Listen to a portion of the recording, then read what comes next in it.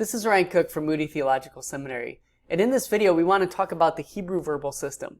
Now, verbs are at the heart of communication in any language. They are so important to be able to communicate, and verbs are also incredibly complex. Just think for a minute about the sentence, I should have gone to the store yesterday. Think about that verb in English, I should have gone. What am I communicating with that? I'm communicating action in the past that I could have done, or even more than that, should have done, but didn't. So I'm not talking about something that really happened in the past, but something that I should have done in the past. It's a pretty complex idea, and that's just one way you can nuance your communication with a verb. It gets even more complicated than that, of course. And Hebrew, just like English, is very complicated in terms of how it nuances itself. And so I want to say at the outset that this is a complicated section of our course. Be patient with yourself as you go through it. There are a lot of new terms and maybe some ways of thinking about language that you haven't really thought about yet. So in this video, what I'd like to do is give sort of a 30,000 foot view overview of the Hebrew verbal system that your chapter will flesh out and the homework will help to flesh out for you as well. So verbs, just like in English, in Hebrew, verbs are inflected for person, number, and Hebrew inflects all verbs for gender. English doesn't necessarily do that, but for person, gender, and number. So they're inflected for person. Well, what does that mean? Well, verbs have to be either first person, second person, or third person. So a first person verb means the subject is an I or a we. That is, the speaker is the one speaking. Like I said would be a first person verb, or we said. A second person verb is where it uses a you pronoun, or it will be inflected as a you. So you said would be second person. Third person would be he, she, or it, or they said. That'd be talking about, or a verb that would be inflected in the third person. So all verbs, all finite verbs are going to be inflected as either first, second, or third person verbs. Hebrew verbs are also all inflected for gender. Just like nouns are all inflected for gender, so are verbs, and the gender of the verb is going to have to match whatever the subject of the verb is. So there has to be agreement, gender agreement between the subject and the verb. And then finally, verbs can be either singular or plural, and that's very similar to English as well. Now you'll notice there's some things that are similar here to nouns. Nouns are also inflected for gender, they're inflected for number. What's unique here is their verbs are also inflected for person. So how do we get to the meaning of a Hebrew verb? Let's say we're translating Hebrew and we want to translate a Hebrew verb. There's really three things you need to know. The first is, what is the root? What is the triconsonantal root?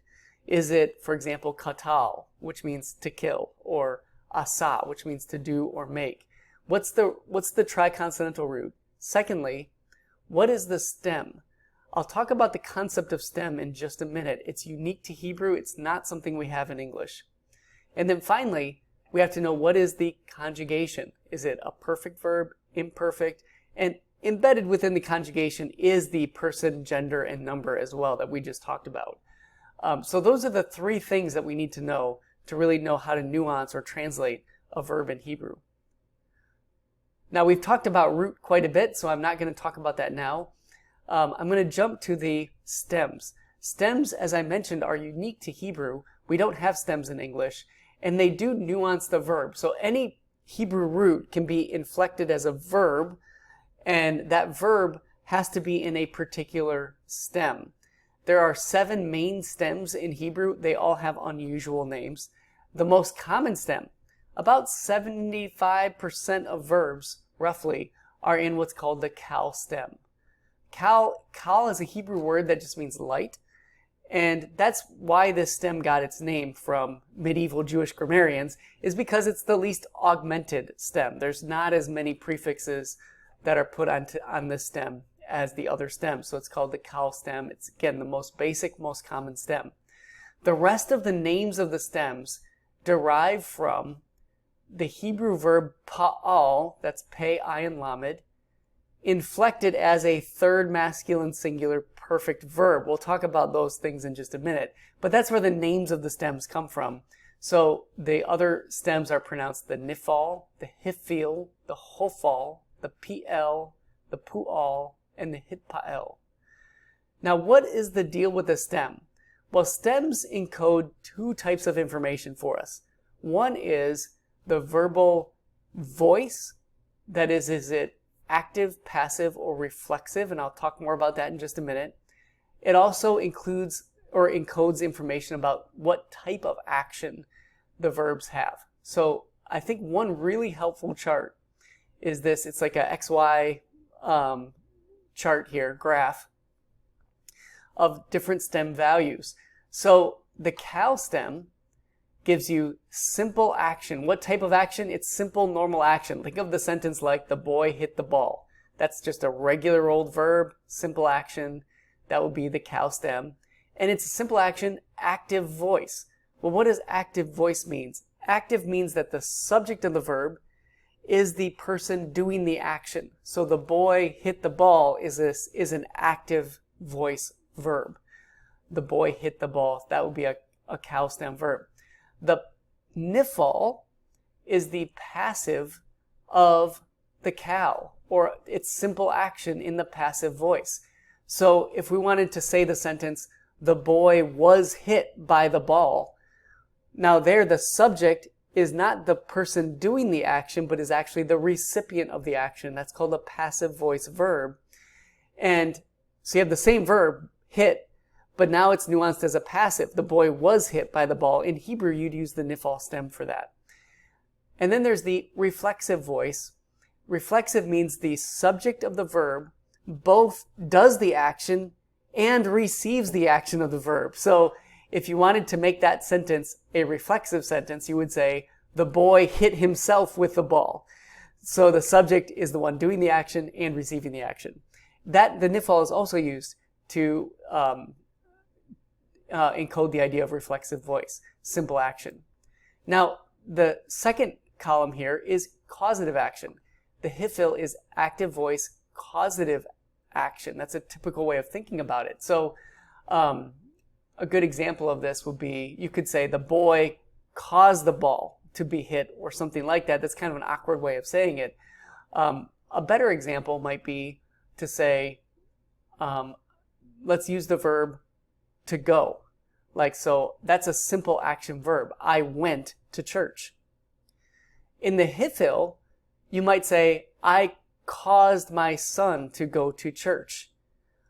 Now, in English, we would not say that. That's kind of an unusual way of saying it. English has a much bigger vocabulary, and so we'd probably just use a different verb for this. We'd say, I brought my son to church, instead of saying, I caused my son to go to church. And so, but in hifil, that's a causative idea. So it's actually the same verbal root. In the cow means to go, but in the hifil, it means to bring. So it's a good example of how the causative action, a lot of times we have to use a different English verb to translate it, but the general idea behind it is a causative action. The hofil is the passive of that. So my son was caused to go to church will be a passive, or my son was brought to church. So the same meaning, just in the passive voice. And then this third column is the most difficult. Scholars still debate exactly what the intensive action means, the PL stem. But in general, it means some kind of iterative action. It can be slightly causative. So one classic example of this is the Hebrew verb to break. So in the cow, that's a simple action verb. It means to break. In the PL stem, it means to shatter, to break into little pieces. So that's an example of how that stem changes the meaning. And then there's the passive of the PL, so that maybe you could say the lamp was broken or was shattered.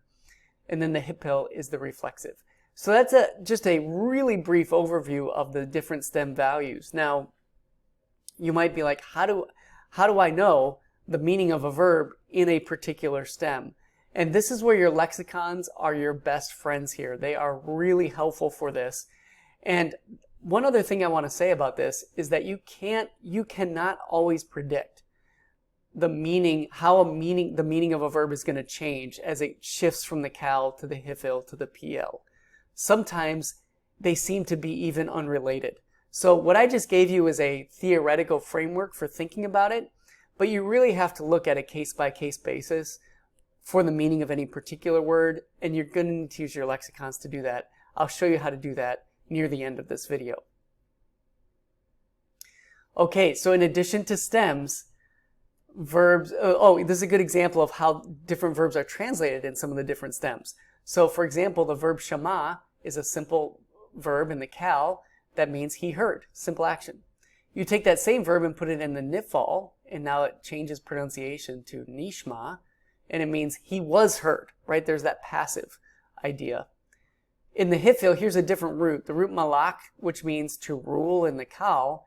In the hifil, it means to make someone king, right? To cause them to rule.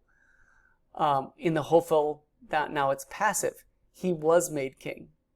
Here's the pl meaning of that verb to break, means to smash or to shatter. The pual is the passive of that. He or it was smashed or was shattered. And then a verb in the hitpael, that's a reflexive idea.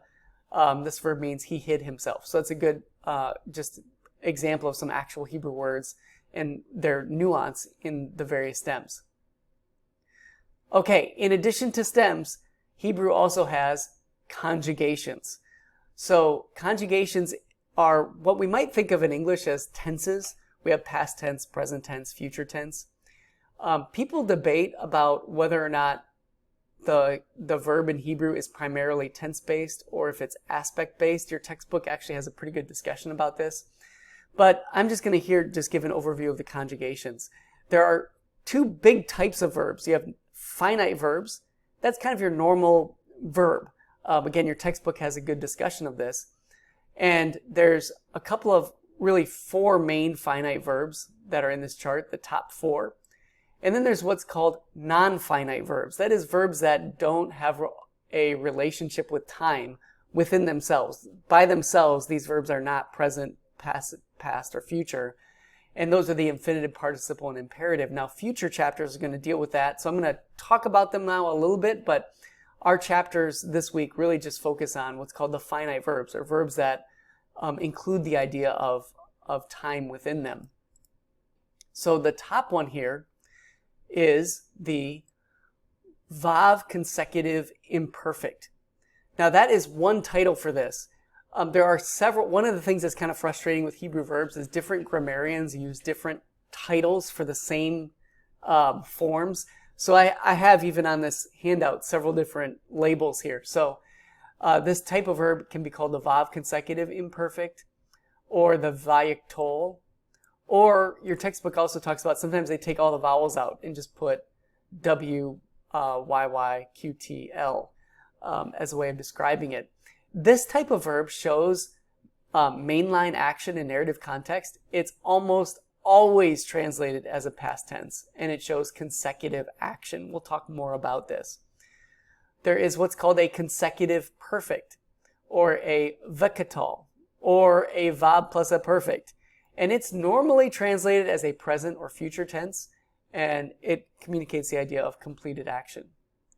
Then there's the regular old perfect, or the katal, or sometimes it's called the suffix tense, suffix conjugation. And that is dealing with completed action, normally translated as a past tense verb. Then there's the imperfect, or the yiktol, or the veyiktol. And this communicates the idea of incomplete action, normally translated as a present or future, or a non-indicative, which we'll talk about next week more in this chapter. And then there are infinitives, participles, and imperatives, which we'll talk more about in a future week as well. You'll notice the different colors I put for these different conjugations. And one of the things I'm going to show you in the next video is how to make a visual filter in Logos so you can actually change the color of the words in your English Bible so that you know what conjugation those words are. And that can be really helpful for biblical interpretation. But to end this video, I want to show you how to use your lexicons to get at the meaning of verbs, particularly in relation to their stems. So here's Logos Bible software, and I have my interlinear up.